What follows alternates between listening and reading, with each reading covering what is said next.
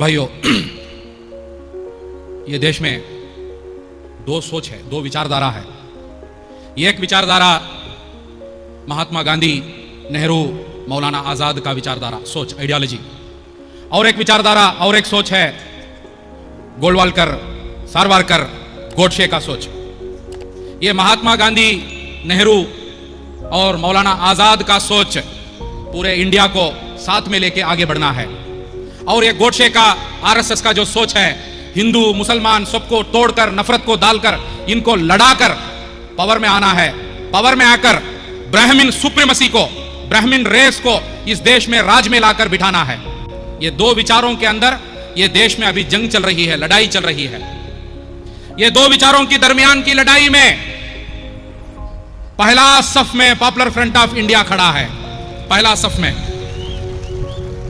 RSS के मुताबिक इस देश के मुसलमान, यहां के क्रिश्चियंस, यहां के सोशलिस्ट इस देश का कैंसर है। आरएसएस के मुताबिक, हमारे मुताबिक आरएसएस इस देश का कैंसर है।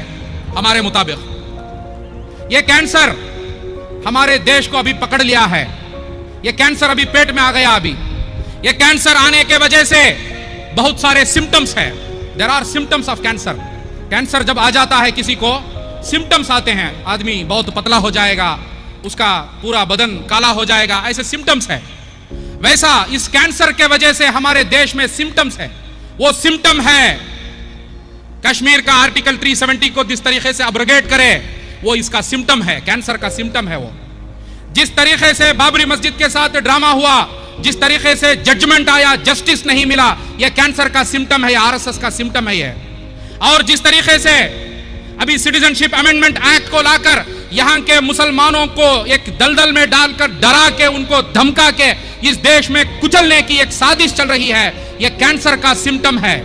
याद रखो, जब हम लोग लड़ते हैं, जब हम कैंसर के साथ लड़ते हैं, सिम्टम के साथ नहीं लड़ना है, कैंसर के साथ लड़ना है। तो भाइयों, हमें तय करना है कि हम सिटीजनशिप के खिलाफ, या बाबरी मस्जिद का मामला या सब मामले के खिलाफ जिस तरीके से लड़ेंगे, उसके साथ आरएसएस के खिलाफ लड़ना पड़ेगा।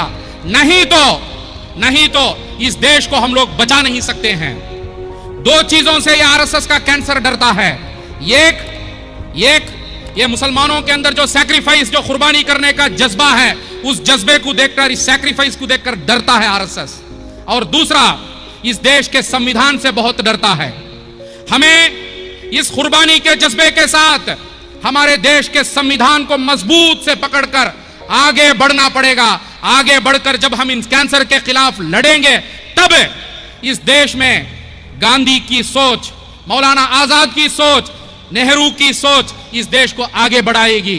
ये जिम्मेदारी, ये रिस्पॉन्सिबिलिटी आज हमारे शोल्डर्स में है। ये बहुत बड़ी जिम्मेदारी है। ये हमें ऐसे एक तारीखी एक दौर में हम लोग आकर है इस देश में कि we are at a very crucial junction. Whether this nation, ये देश एक डेमोक्रेटिक, सेक्युलर, सॉवरेन रिपब्लिक बनकर रहेगा या आरएसएस का एक मनुवादी, फासिस्ट देश बनकर रहेगा, ये हिस्ट्री तय करने का बड़ा क्रूशियल जंक्शन है। ये वेरी इंपॉर्टेंट। ये 4 सालों में ये जो आरएसएस के ये ब्राह्मण सुप्रीमेसी को मानने वाले लोग, नरेंद्र मोदी, अमित शाह, इसकी पूरी टीम हमारे देश को नफरत की आग में डालने की पूरी कोशिश करेगी। ऐसे एक दौर में हमें इनके खिलाफ खड़कर, डटकर लड़ना पड़ेगा, डटकर इनको फेस करना पड़ेगा।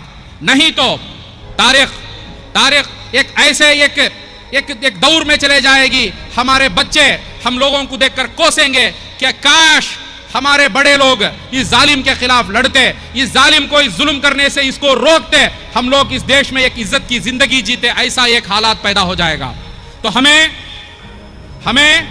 अभी तय करना पड़ेगा कि हम लोग इस जालिम को आगे बढ़ने नहीं देंगे।